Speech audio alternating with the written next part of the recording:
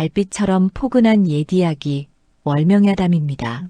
오늘도 건강과 웃음이 늘 함께 하시길 바랍니다. 구독과 좋아요로 함께 해주시면 더 많은 이야기를 들려드릴 수 있습니다.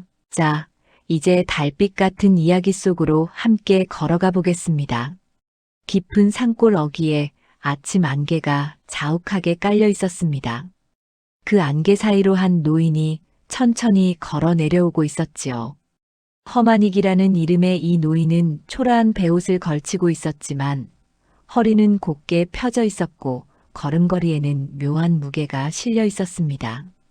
나이는 60을 훌쩍 넘어 보였지만 그 눈빛만큼은 깊은 산속 샘물처럼 맑고도 차가웠지요.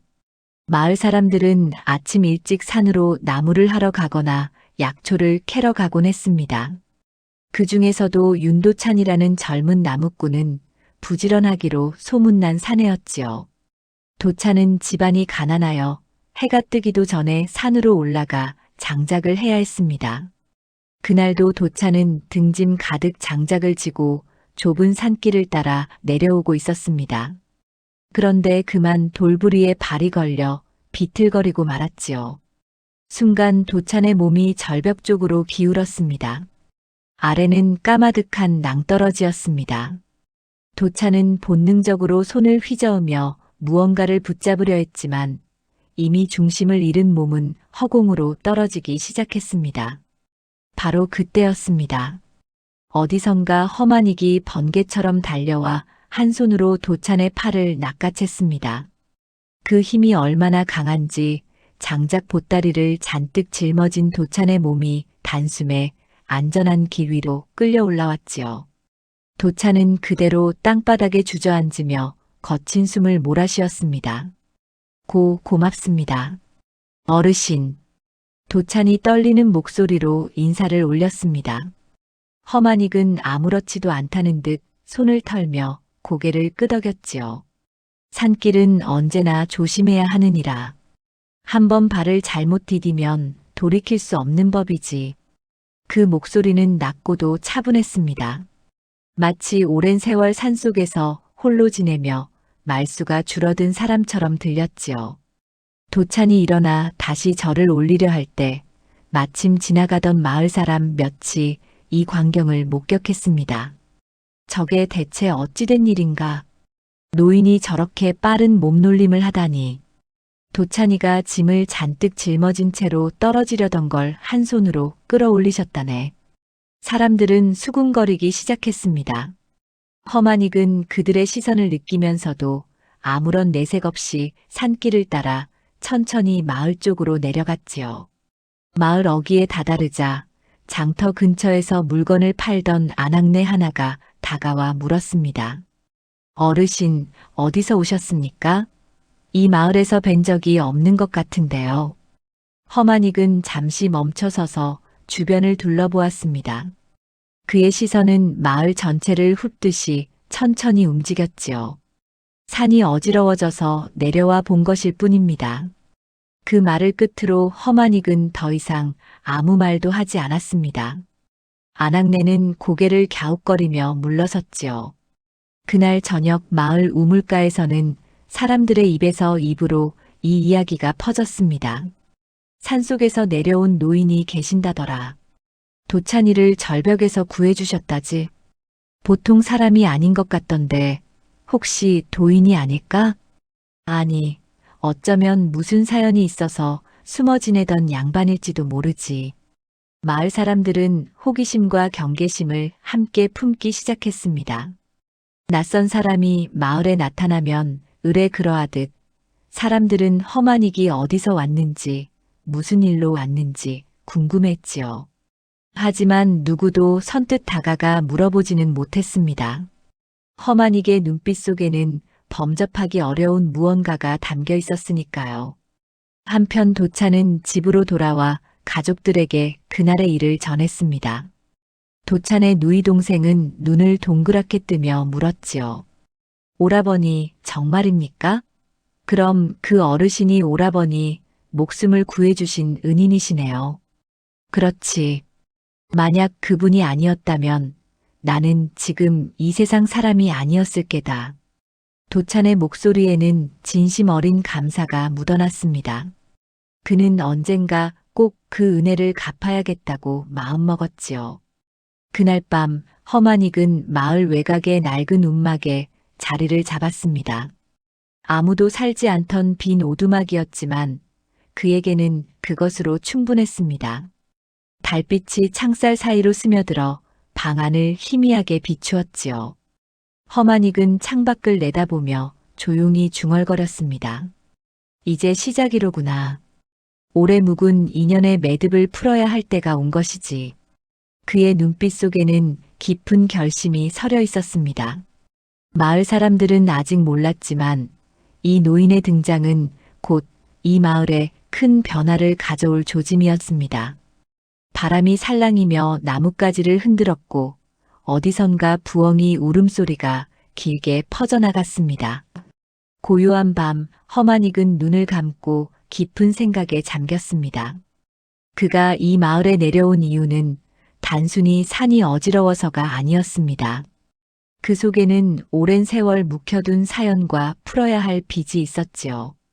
다음 날 아침 마을 사람들은 다시 일상으로 돌아갔지만 그들의 마음 한구석에는 여전히 그 신비로운 노인에 대한 궁금증이 남아 있었습니다. 그리고 그 궁금증은 곧 더 큰 사건의 시작이 될 터였습니다. 다음 날 아침 해가 막 떠오를 무렵이었습니다.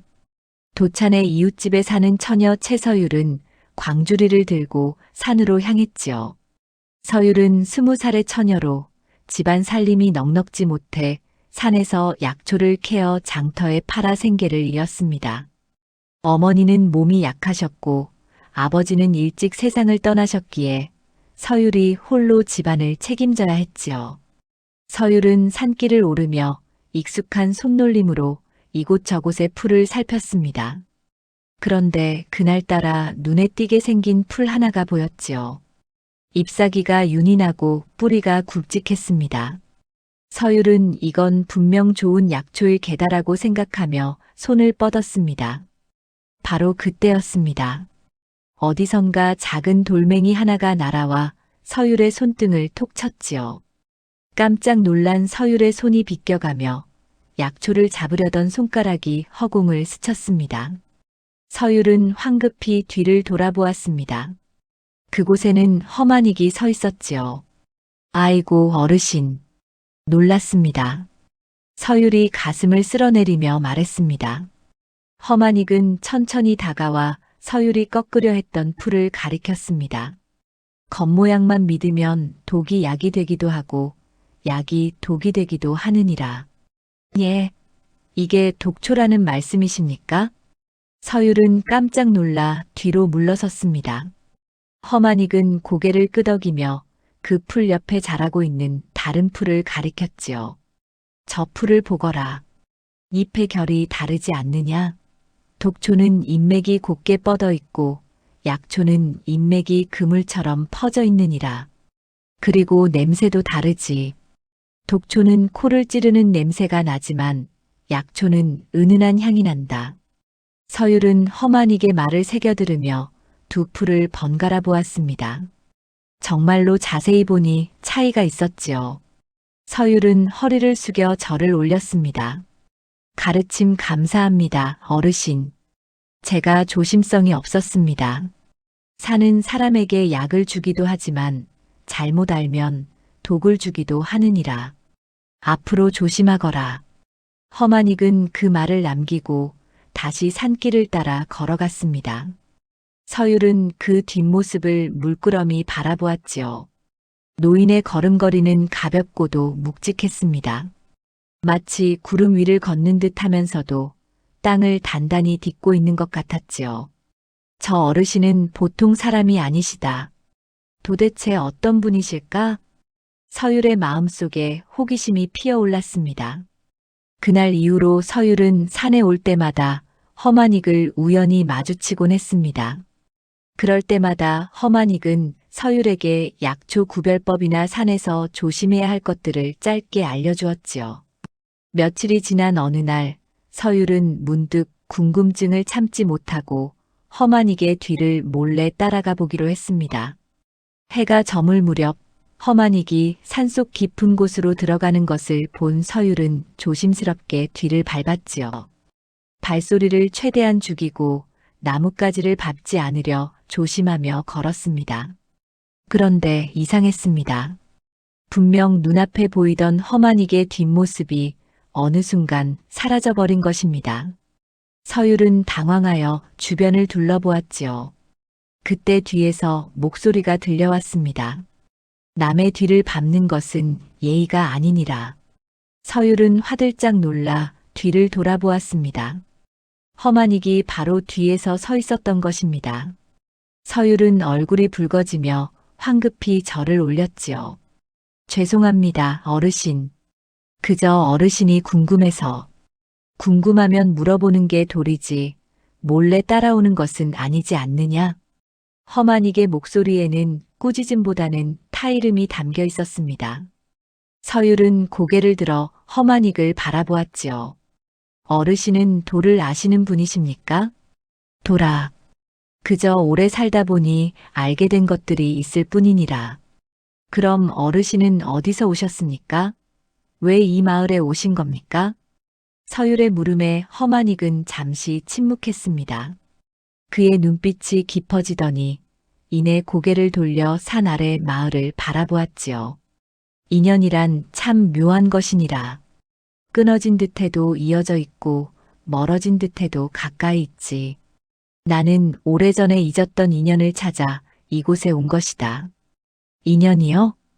그렇다. 때가 되면 알게 될 것이니 지금은 묻지 말거라. 허만익은 더 이상 말하지 않았습니다. 서율도 더 묻지 못하고 그저 고개를 숙였지요. 허만익은 서율을 향해 말했습니다. 이제 집으로 돌아가거라. 해가 지면 산길은 위험하니라. 예, 어르신. 조심해서 가시옵소서. 서율은 허리를 숙여 인사를 하고 산을 내려갔습니다. 하지만 마음속에는 여전히 의문이 가득했지요. 저 어르신은 어떤 인연을 찾아오신 걸까? 혹시 이 마을 누군가와 관계가 있으신 건 아닐까? 그날 밤 서율은 잠자리에 누워서도 계속 허만익의 얼굴과 말을 떠올렸습니다. 노인의 눈빛 속에는 깊은 슬픔과 함께 무언가를 반드시 이루고야 말겠다는 굳은 의지가 담겨 있었지요. 서율은 나도 모르게 큰 일에 휘말린 건 아닐까 하는 생각이 들었지만 한편으로는 그 노인이 결코 나쁜 사람은 아니라는 확신도 들었습니다. 다음 날 아침 서율은 우물가에서 도찬을 만났습니다. 도찬도 허만익에 대해 궁금해하고 있었지요. 서율아, 너도 그 어르신을 자주 뵙는다며? 예, 오라버니. 산에서 가끔 뵙습니다. 어르신께서 약초 구별하는 법을 가르쳐 주시더군요. 나도 그 어르신 덕에 목숨을 건졌지. 정말 예사분이 아니신 것 같아. 두 사람은 서로 고개를 끄덕이며 공감했습니다. 그들은 아직 몰랐습니다.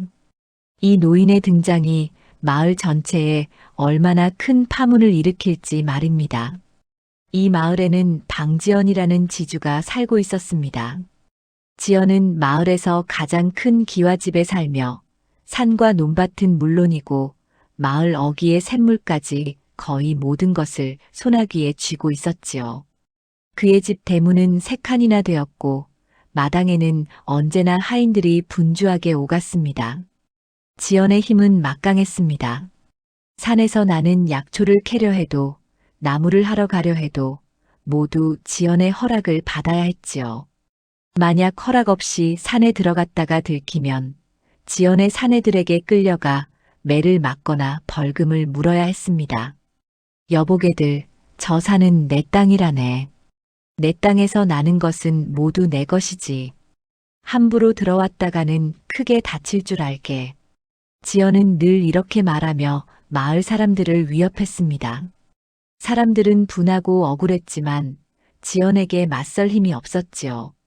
게다가 지연은 빚을 미끼로 농민들의 땅을 조금씩 빼앗아 왔습니다. 흉년이 들거나 집안에 우환이 생기면 사람들은 어쩔 수 없이 지연에게 돈을 꾸어야 했습니다. 그러면 지연은 높은 이자를 매겨 빚을 갚지 못하게 만들고 결국 논밭을 빼앗아 갔지요. 윤도찬의 집안도 그렇게 땅을 잃었습니다. 몇 해 전 도찬의 아버지가 병을 얻어 급히 돈이 필요했을 때 지연에게 돈을 빌렸지요. 하지만 이자가 눈덩이처럼 불어나 결국 집과 밭을 모두 내주어야 했습니다.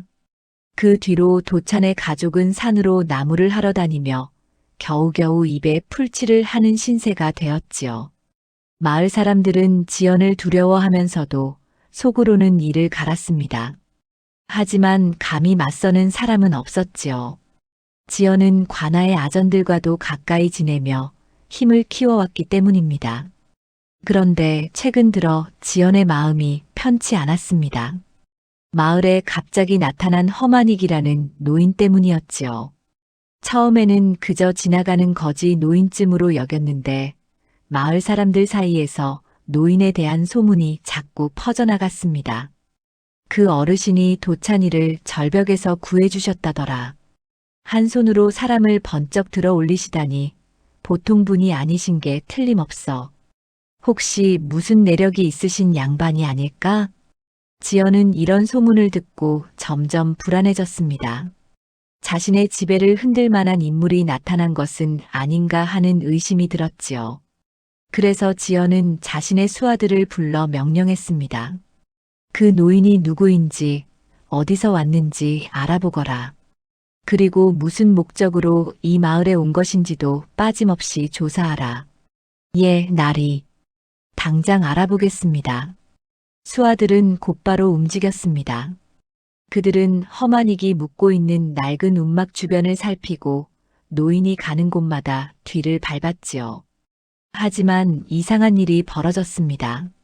분명 노인의 뒤를 따라갔는데 어느 순간 노인의 모습이 감쪽같이 사라져버리는 것이었습니다. 이상하다. 분명 저 앞에 계셨는데 산 안개가 자욱해져서 그런가. 도무지 찾을 수가 없네. 수하들은 며칠을 뒤쫓았지만 번번이 허탕만 쳤습니다. 허만익은 일부러 평범한 노인처럼 보이면서도 산의 지형과 안개, 나무 그림자를 이용해 그들을 따돌렸던 것입니다. 때로는 좁은 산길로 유인해서 길을 잃게 만들기도 했지요. 며칠 뒤 수하들이 지연에게 돌아와 보고했습니다. 나리, 그 노인은 보통 사람이 아닙니다. 우리가 아무리 뒤를 밟아도 감쪽같이 사라져버립니다. 마치 귀신처럼 말입니다. 지연의 얼굴이 굳어졌습니다. 그는 손에 쥔 부채를 탁 접으며 중얼거렸지요. 예사 인물이 아니라는 뜻이로군. 더욱 조심해야겠다. 지연은 수하들에게 다시 명령했습니다. 더 신중하게 움직이거라. 그리고 그 노인이 누구와 가까이 지내는지도 살펴보라. 마을 사람들 중에서 노인과 자주 만나는 자가 있으면 나에게 알려라. 알겠습니다, 나리. 수하들이 물러가자 지연은 홀로 사랑방에 앉아 깊은 생각에 잠겼습니다. 그의 머릿속에는 온갖 의심이 꼬리를 물었지요. 저 노인이 혹시 내 과거를 알고 찾아온 것은 아닐까?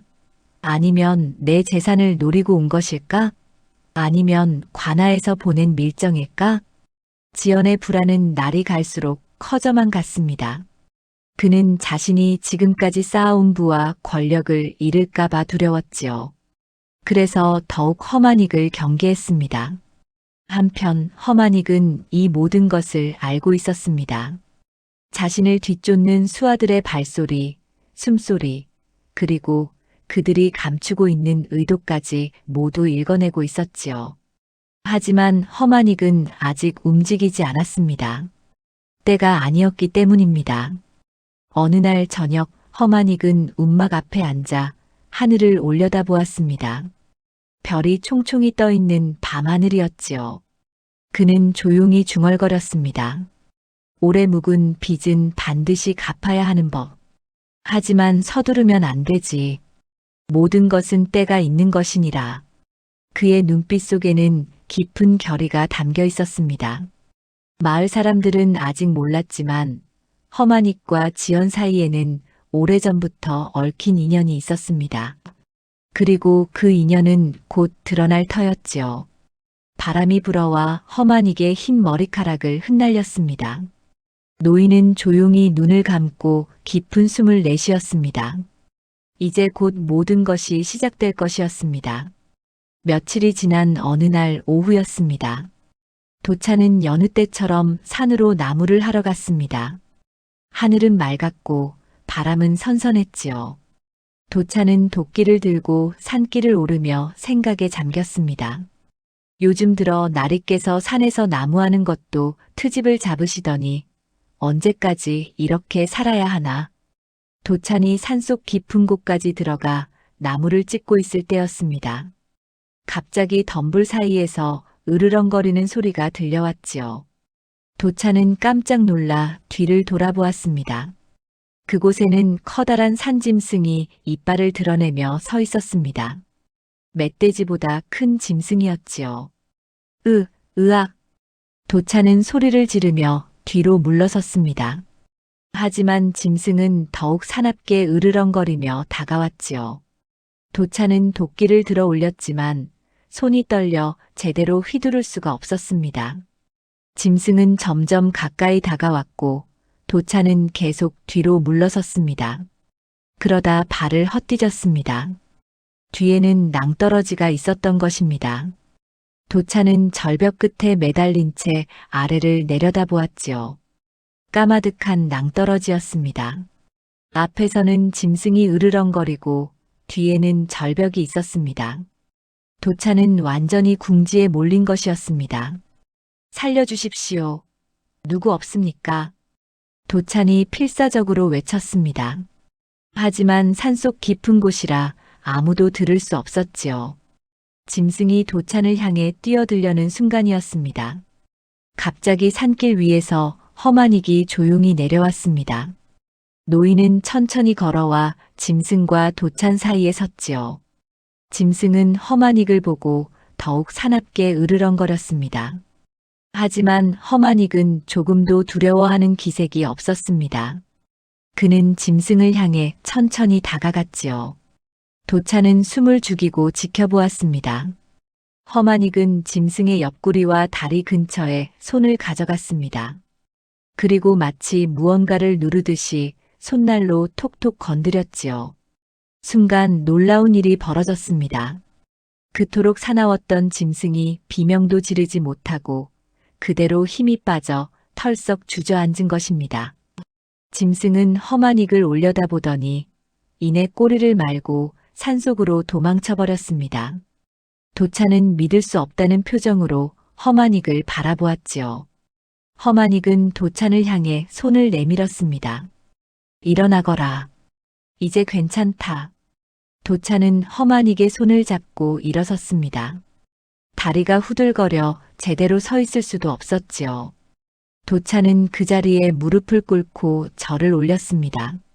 목숨을 구해주신 은혜 평생 잊지 않겠습니다. 어르신, 일어나거라. 산짐승도 제 영역을 지키려 했을 뿐이니라. 도찬은 일어서서 허마닉을 바라보았습니다. 노인의 눈빛은 깊고 고요했지요. 도찬은 용기를 내어 물었습니다.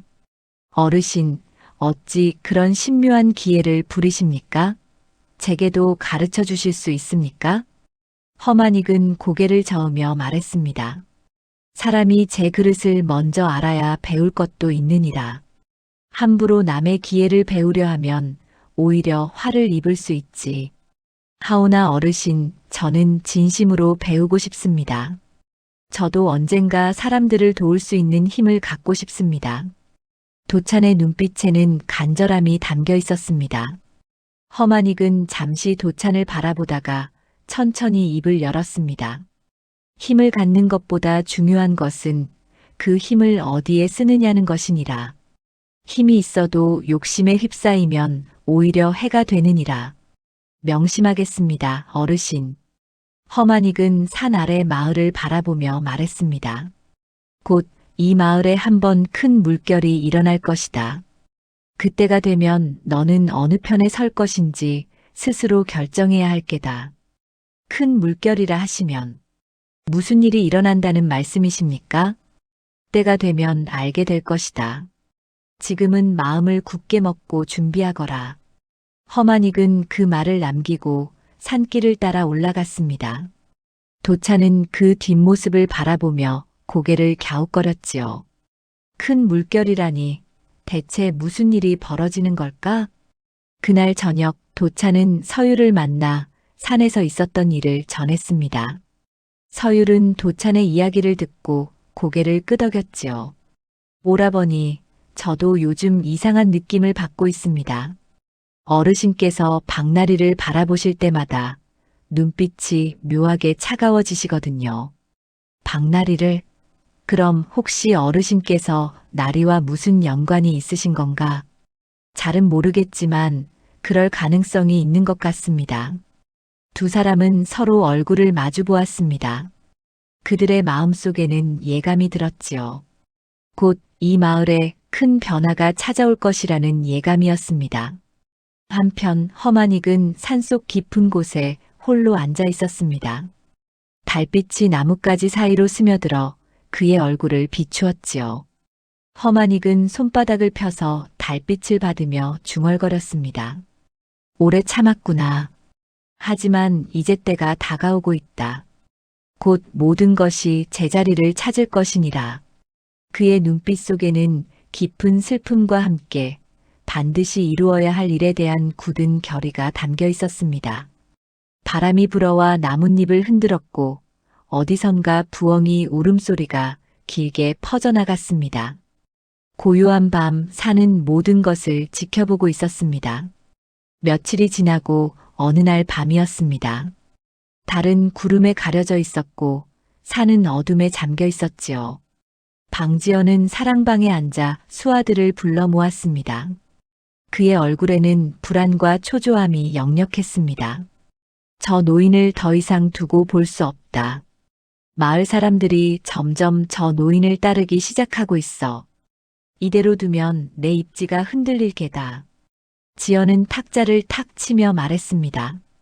수아들은 고개를 숙이고 지연의 명을 기다렸지요. 오늘 밤 저 노인을 없애라. 산속에서 사고로 죽은 것처럼 꾸며라. 절대 흔적을 남기지 말고. 알겠습니다, 나리. 수아 5명이 대답하고 일어섰습니다.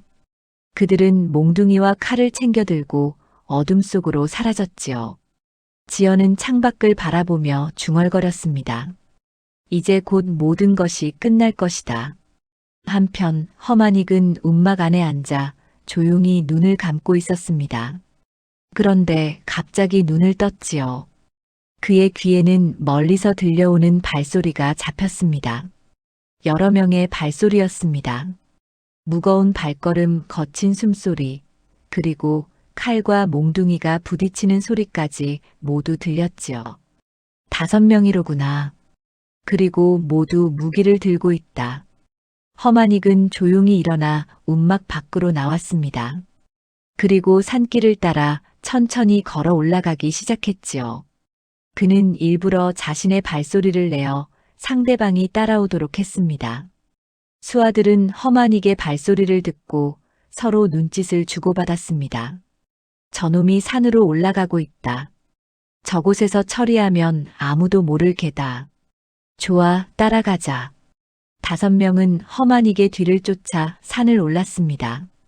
하지만 점점 산속 깊은 곳으로 들어갈수록 길은 좁아지고 어둠은 짙어졌지요. 나뭇가지가 얼굴을 스치고 돌부리에 발이 걸렸습니다. 이상하다. 길이 점점 좁아지는데. 조심해라. 저놈이 어디로 갔는지 잘 살펴. 그들이 좁은 산길을 따라 올라가는데 갑자기 앞에 있던 허만익의 모습이 사라졌습니다. 수아들은 당황하여 주변을 둘러보았지요. 어디 갔어? 분명 여기 있었는데. 바로 그때였습니다. 어둠 속에서 허만익이 나타나 첫 번째 사내의 어깨 부근을 손끝으로 톡 건드렸습니다. 사내는 비명도 지르지 못하고 그대로 힘이 빠져 쓰러졌지요.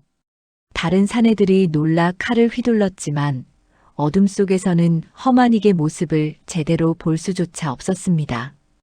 허만익은 나뭇가지 사이를 스치듯 움직이며 두 번째, 세 번째 사내의 경락을 눌렀습니다.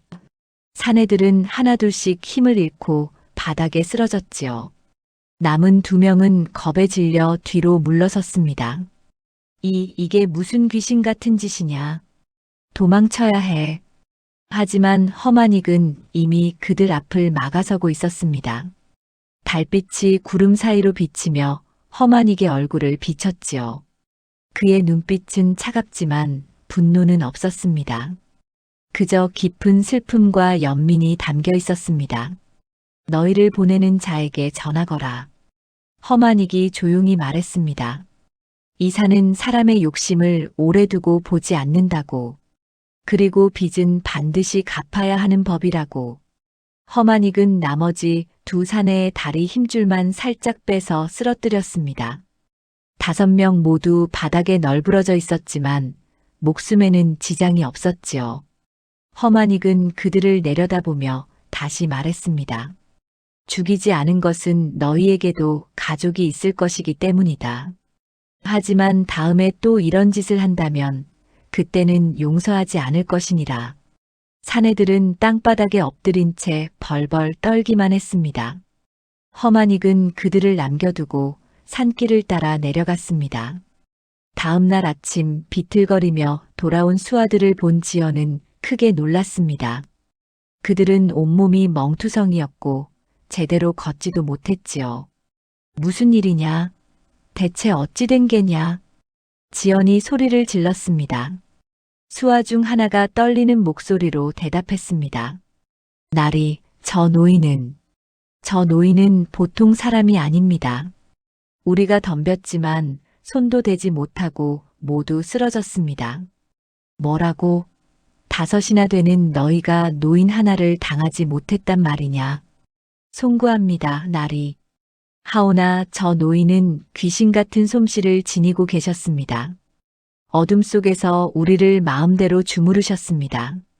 지연의 얼굴이 창백해졌습니다. 그는 이제 확신했지요.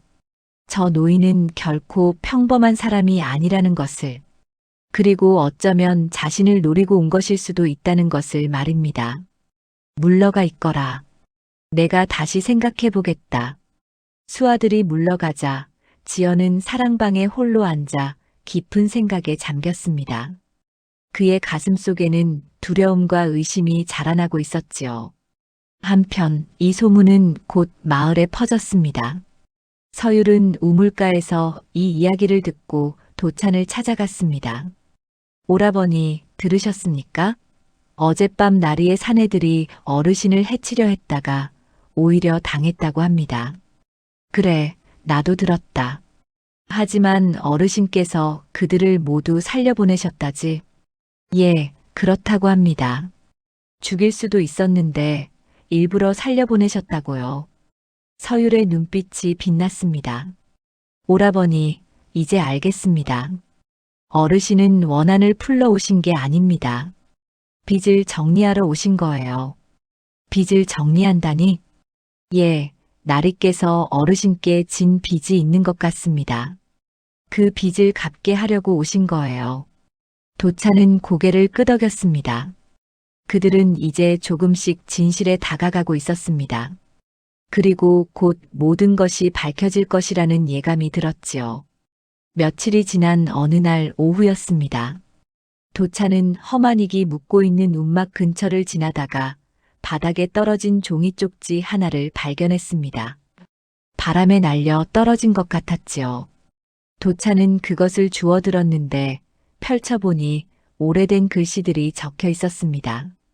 종이에는 여러 이름이 적혀 있었는데 그 중에서도 방지연 집안이라는 글자가 도찬의 눈에 들어왔습니다. 도찬은 깜짝 놀라 다시 한번 종이를 자세히 들여다보았지요.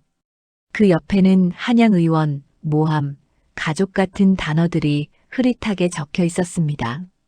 이게 대체 무슨 뜻일까? 어르신께서 박나리 집안과 무슨 연관이 있으신 건가? 도차는 종이를 들고 고민하다가 서율을 찾아가기로 했습니다. 서율은 집 앞마당에서 빨래를 하고 있었지요. 서율아, 이것 좀 봐. 도찬이 종이를 내밀자 서율은 손을 닫고 받아들었습니다. 그녀도 종이를 읽어보고는 얼굴빛이 변했지요. 오라버니, 이건 어르신께서 박나리 집안과 무슨 관계가 있으신 것 같아. 우리 함께 여쭤보는 게 어떨까? 그렇게 합시다. 이제는 진실을 알아야 할 때인 것 같습니다. 두 사람은 해질 무렵 허만익을 찾아갔습니다. 허만익은 움막 앞에 앉아 멀리 산을 바라보고 있었지요. 도찬과 서율이 다가오는 발소리를 듣고 고개를 돌렸습니다. 어르신 찾아뵙습니다. 무슨 일로 왔느냐? 허만익의 목소리는 여전히 잔잔했습니다. 도찬은 종이 쪽지를 꺼내어 조심스럽게 내밀었지요. 어르신, 이것이 바람에 날려 떨어져 있기에 주었습니다. 혹시 어르신 것이 아니신지. 허만익은 종이를 받아들고 잠시 바라보았습니다. 그의 눈빛이 깊어지더니 긴 한숨을 내쉬었지요. 이제 때가 된 모양이구나. 어르신, 혹시 박나리와 무슨 일이 있으셨습니까? 서율이 조심스럽게 물었습니다. 허만익은 고개를 들어 노을이 지는 하늘을 바라보았습니다. 한참을 침묵하던 그가 드디어 입을 열었습니다. 앉아라. 오래된 이야기를 해주마. 도찬과 서율은 허만익 앞에 앉았습니다. 허만익은 천천히 이야기를 시작했지요. 나는 예전에 한양에서 의원으로 살았느니라. 이름난 의원이었지. 많은 사람을 살렸고 임금께서도 내 이름을 아실 정도였다. 그런데 어찌하여 이런 산꼴에. 기다려라. 이야기는 아직 끝나지 않았다. 허만익은 계속 말을 이었습니다. 방지연의 아버지도 의원이었느니라. 하지만 그는 욕심이 많은 사람이었지. 환자를 돈벌이 수단으로만 여겼고 거짓 처방으로 사람들을 속였다. 도찬과 서율은 숨을 죽이고 들었습니다. 어느 날 양반집 도령 하나가 병에 걸렸느니라. 방지연의 아버지가 잘못된 약을 지어주었고 그 도령은 결국 목숨을 잃었지. 나는 그 사실을 알고 관아에 고발하려 했다. 허만익의 목소리가 떨렸습니다. 하지만 방지연의 아버지는 먼저 손을 썼느니라. 나를 모함하여 도령을 죽인 자가 나라고 꾸몄지. 권세 있는 집안과 손을 잡고 거짓 증인들을 세웠다. 그럼 어르신께서는 나는 역적으로 몰렸고 내 가족과 제자들은 모두 해를 입었느니라.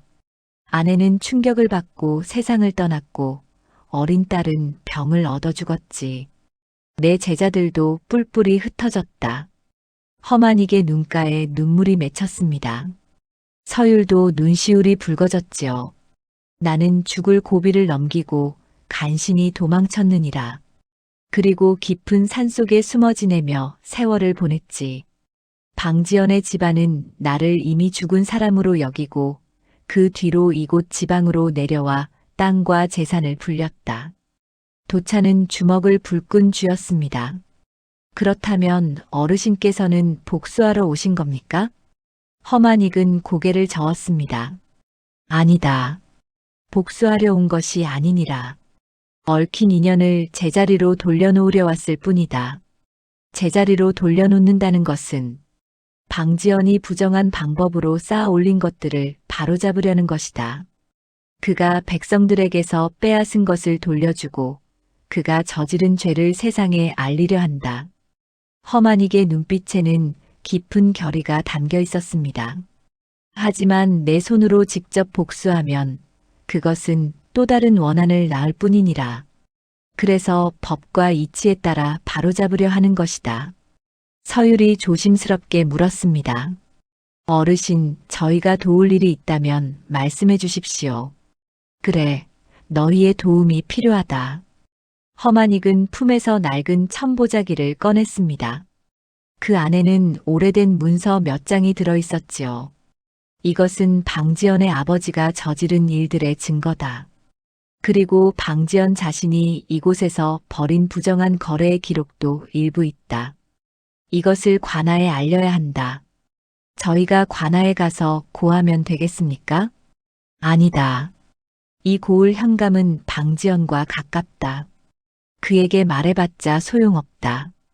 관찰사에게 직접 알려야 한다. 도찬이 고개를 끄덕였습니다. 알겠습니다. 어르신, 제가 읍내까지 가서 관찰사께 닿을 방법을 찾아보겠습니다. 나도 돕겠습니다. 서율도 말했습니다. 허만익은 두 사람을 바라보며 고개를 끄덕였지요. 고맙다. 하지만 조심해야 한다. 방지연은 눈치가 빠른 자다. 함부로 움직이면 오히려 위험해질 수 있다. 명심하겠습니다, 어르신. 그날 밤 도찬과 서율은 각자 집으로 돌아갔습니다. 하지만 두 사람의 가슴 속에는 큰 결심이 자리 잡고 있었지요. 이제 그들도 이 일에 함께하기로 마음먹은 것입니다. 하늘에는 별이 총총히 떠 있었고 바람이 조용히 불어왔습니다. 긴 세월 묻혀있던 진실이 이제 곧 세상에 드러날 참이었습니다. 며칠이 지난 후였습니다. 도찬은 허만익에게서 받은 지시에 따라 산속 깊은 곳으로 향했습니다. 허만익은 도찬에게 오래된 암자의 위치를 알려주었지요. 그곳 돌담 사이에 방지연이 숨겨둔 중요한 문서들이 있다는 것이었습니다. 그 암자는 예전에 방지연의 아버지가 은밀한 거래를 할 때 사용하던 곳이니라. 아들인 방지연도 그곳을 같은 용도로 쓰고 있을 게다. 허만익의 말대로 도찬은 산을 헤매며 암자를 찾았습니다. 해가 중천에 떴을 무렵 마침내 허물어진 암자 하나가 모습을 드러냈지요. 담장은 무너져 있었고 기와는 깨져 있었습니다. 오랫동안 사람의 손길이 닿지 않은 듯 보였습니다. 도찬은 조심스럽게 암자 뒤편으로 돌아갔습니다. 허만익이 말한 대로 돌담 사이에 틈이 있었지요. 도찬은 돌을 하나씩 빼내기 시작했습니다. 그러자 그 안에서 기름종이에 쌓인 보따리가 나왔습니다. 이게 바로 그것인가? 도찬은 조심스럽게 보따리를 열어보았습니다. 안에는 문서들이 가득 들어 있었지요. 빈문서, 토지거래 문서, 그리고 불법 약재 거래 기록까지. 도찬은 숨이 멎을 것 같았습니다. 이것들은 모두 방지연의 죄를 증명하는 증거였습니다. 도찬은 서둘러 문서들을 품에 감추고 산을 내려왔습니다. 그리고 곧장 서율의 집으로 향했지요. 서율은 도찬을 보자마자 물었습니다. 오라버니 찾으셨습니까? 그래, 모두 있었다. 이제 이것을 관찰사께 전해야 해. 제가 가겠습니다. 서율이 단호하게 말했습니다. 무슨 소리냐? 여자 혼자 먼 길을 가다니. 오라버니는 이 마을 사람들이 모두 알아봅니다. 하지만 저는 얼굴이 덜 알려져 있어요. 게다가 여자라서 오히려 의심을 덜 받을 겁니다. 도찬은 고민하다가 고개를 끄덕였습니다. 서율의 말이 옳았기 때문입니다. 알겠다. 하지만 조심해야 한다. 절대 들키면 안 돼. 걱정 마세요, 오라버니. 다음 날 새벽 서율은 약초를 팔러 간다는 핑계로 집을 나섰습니다. 그녀는 문서를 치마 속 깊이 감추고 읍내를 향해 걸었지요. 해가 중천에 떴을 때 서율은 마침내 읍내에 도착했습니다. 서율은 관아로 가는 대신 먼저 여권을 찾아갔습니다. 허만익이 알려준 대로 관찰사에게 밀서를 전하는 일을 맡은 여권이 그곳에 있었습니다. 서율은 조심스럽게 여권을 찾아가 물었지요. 혹시 관찰사 어른께 급한 문서를 전할 수 있습니까? 여권은 서율을 위아래로 훑어보았습니다. 무슨 문서인데? 백성들의 억울한 사정을 담은 것입니다. 반드시 관찰사 어른께서 보셔야 합니다. 서율의 눈빛이 진지했습니다. 여권은 잠시 고민하다가 고개를 끄덕였지요. 좋다. 내가 전하겠다. 하지만 만약 이것이 헛된 내용이라면 너도 벌을 받을 줄 알아라. 각오하고 있습니다. 서율은 문서를 여권에게 건넸습니다. 여권은 문서를 받아 품에 넣었지요. 서율은 깊게 절을 올리고 여권을 떠났습니다. 이제 모든 것은 관찰사의 손에 달려 있었습니다. 며칠 뒤 관찰사는 문서를 받아보았습니다. 처음에는 대수롭지 않게 여기며 펼쳐보았는데 읽으면 읽을수록 표정이 굳어졌지요. 문서에는 방지연이 저지른 온갖 부정한 일들이 낱낱이 기록되어 있었습니다. 백성들에게서 부당하게 빼앗은 땅 높은 이자를 매긴 빈문서, 그리고 금지된 약재를 몰래 거래한 기록까지. 관찰사는 탁자를 탁 치며 소리쳤습니다. 이런 몹쓸 짓을 저질러 왔다니 당장 조사하라. 관찰사는 즉시 신복인 관리를 불러 은밀히 지시를 내렸습니다. 현감에게는 알리지 말고 직접 관군을 보내어 방지연의 집을 수색하라는 명이었지요. 며칠 뒤 한밤중에 관군이 방지연의 집을 포위했습니다. 지연은 잠에서 깨어 밖에 소란에 놀라 뛰쳐나왔지요. 무슨 일이냐? 한밤중에 이게 무슨 짓이냐? 관군의 우두머리가 나서며 말했습니다. 관찰사 어른의 명에 따라 수색을 하러 왔다. 얌전히 있으면 해를 끼치지 않을 것이다. 관찰사의 명이라니. 이게 대체 무슨... 지연의 얼굴이 창백해졌습니다. 그는 문득 깨달았지요. 자신의 비밀이 들통난 것입니다. 지연은 황급히 도망치려 했지만 이미 집은 완전히 포위되어 있었습니다. 관군은 집안 곳곳을 뒤지기 시작했습니다. 그리고 사랑방 벽장 안에서 숨겨진 장부들을 발견했지요. 거기에는 더 많은 부정거래 기록이 적혀 있었습니다. 뿐만 아니라 마루 밑에서는 금덩이와 은자까지 쏟아져 나왔습니다. 이것들은 모두 어디서 난 것이냐? 그것은... 지연은 말을 더듬었습니다. 변명할 여지가 없었지요. 관군의 우두머리가 소리쳤습니다. 관찰사 어른의 명에 따라 수색을 진행한다. 방지연, 내가 저지른 죄는 이제 낱낱이 밝혀질 것이다. 지연은 그 자리에 주저앉았습니다. 그의 얼굴에는 절망이 가득했지요. 관군은 지연의 손에 포승줄을 묶고 끌고 갔습니다. 새벽녘 마을 사람들은 지연이 포승줄에 묶여 끌려가는 모습을 보았습니다. 그토록 높았던 지연의 위세가 한순간에 무너진 것이었지요.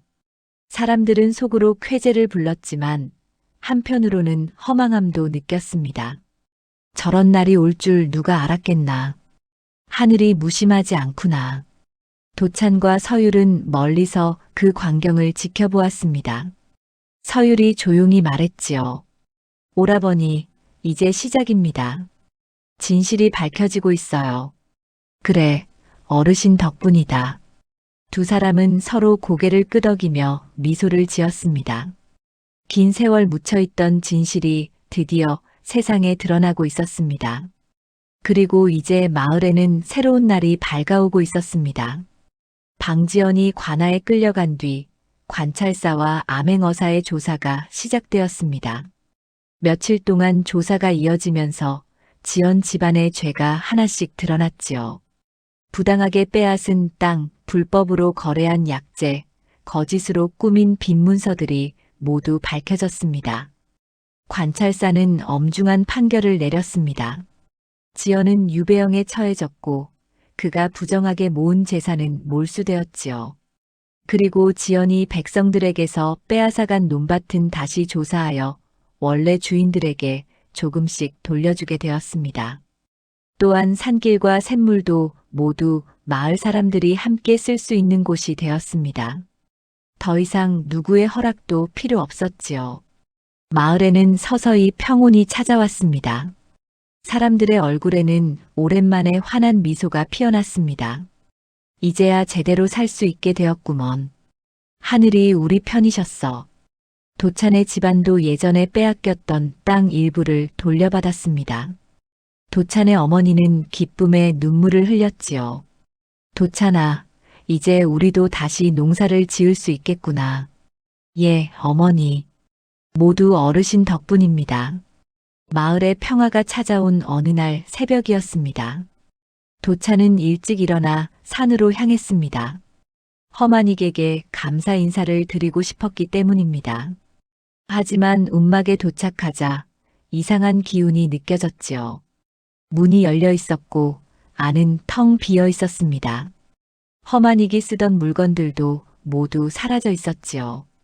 도찬은 급히 주변을 둘러보았지만 허만익의 흔적은 어디에도 없었습니다. 어르신께서 떠나신 건가? 도찬은 서둘러 산길을 따라 올라가기 시작했습니다. 그러다 멀리서 허만익의 뒷모습이 보였지요. 노인은 천천히 산을 오르고 있었습니다. 도찬은 숨을 헐떡이며 달려갔습니다. 어르신, 어르신. 허만익이 걸음을 멈추고 뒤를 돌아보았습니다. 도찬이 허겁지겁 다가와 말했지요. 어르신, 어디 가십니까? 왜 떠나시려 합니까? 내가 할 일은 끝났느니라. 이제 떠날 때가 되었다. 하지만 어르신, 저는 아직 어르신께 배울 게 많습니다. 제발 제자로 받아주십시오. 도찬은 그 자리에 무릎을 꿇었습니다. 허만익은 고개를 저으며 도찬을 일으켜 세웠지요. 일어나거라. 나는 인연이 어지러운 곳을 반듯하게 세우러 왔을 뿐, 한 곳에 뿌리 내리러 온 사람은 아니다. 그렇다 해도, 바로 그때 서율도 숨을 헐떡이며 달려왔습니다.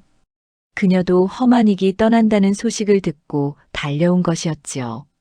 어르신, 저희를 두고 가시면 안 됩니다. 서율의 목소리에는 간절함이 묻어났습니다. 허만익은 두 사람을 번갈아 보며 조용히 미소를 지었습니다. 내가 떠나도 너희가 있지 않느냐. 이제 이 마을은 너희가 지켜야 한다. 저희가요? 그렇다. 내가 한 일은 그저 얽힌 매듭을 푼 것뿐이니라. 앞으로 이 마을이 잘 살아가도록 하는 것은 너희의 몫이다. 허만익은 도찬의 어깨에 손을 얹었습니다. 도찬아, 너는 착한 마음을 가진 사람이다. 그 마음을 잃지 말거라.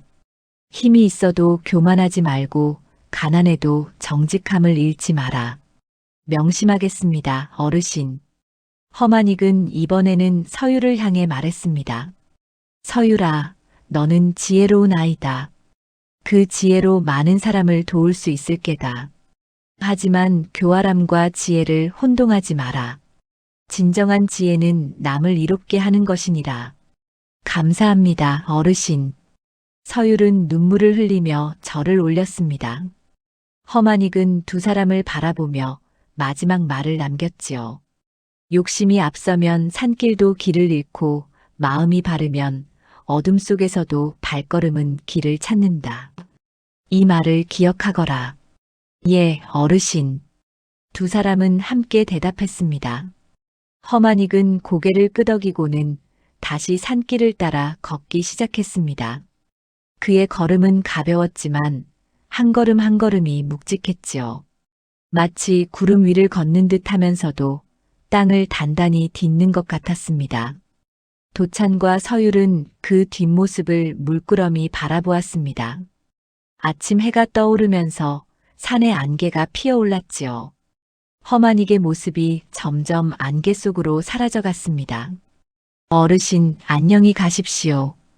도찬이 큰 소리로 외쳤습니다. 서율도 눈물을 닦으며 절을 올렸지요. 하지만 허만익은 뒤돌아보지 않았습니다. 그저 천천히 그리고 꾸준히 산을 올라갔습니다. 마침내 허만익의 모습이 완전히 안개 속으로 사라졌습니다. 도찬과 서율은 한참을 그 자리에 서 있었지요. 바람이 불어와 나뭇잎을 흔들었고 새들이 지저귀며 날아올랐습니다. 오라버니, 서율이 조용히 말했습니다. 예, 저희가 이제 이 마을을 지켜야겠지요? 그렇습니다. 어르신께서 우리에게 맡기신 겁니다. 두 사람은 서로를 바라보며 고개를 끄덕였습니다. 그들의 눈빛에는 결의가 담겨 있었지요. 이제는 자신들이 마을 사람들의 버팀목이 되겠다는 다짐이었습니다. 해가 완전히 떠올랐습니다. 따뜻한 햇살이 마을을 비추었지요. 도찬과 서율은 산을 내려가기 시작했습니다. 그들 뒤로는 밝은 햇빛이 가득했고 앞으로는 마을이 평화롭게 펼쳐져 있었습니다. 마을 사람들은 이제 자유롭게 산에 오르고 샘물을 길었습니다. 아이들은 웃으며 뛰어놀았고 어른들은 안심하며 농사를 지었지요. 방지연이라는 그림자가 사라지고 마을에는 진정한 평화가 찾아온 것입니다. 도찬과 서율은 마을 어귀에서 멈춰 섰습니다. 그들은 마을을 바라보며 조용히 미소를 지었지요. 비록 험한 익은 떠났지만 그가 남긴 가르침은 여전히 마음속에 남아 있었습니다. 오라버니, 우리 최선을 다합시다. 그렇게 합시다. 어르신께서 바라시는 대로. 두 사람은 마을을 향해 걸어갔습니다. 그들의 발걸음은 가벼웠지만 단단했습니다. 새로운 시작이었지요. 산 위에서는 여전히 바람이 불고 있었고 어디선가 험한이의 목소리가 들리는 듯 했습니다. 잘해라 아이들아. 이제 너희 차례다. 그렇게 한 노인의 이야기는 끝이 났지만 마을의 새로운 이야기는 이제 막 시작되고 있었습니다.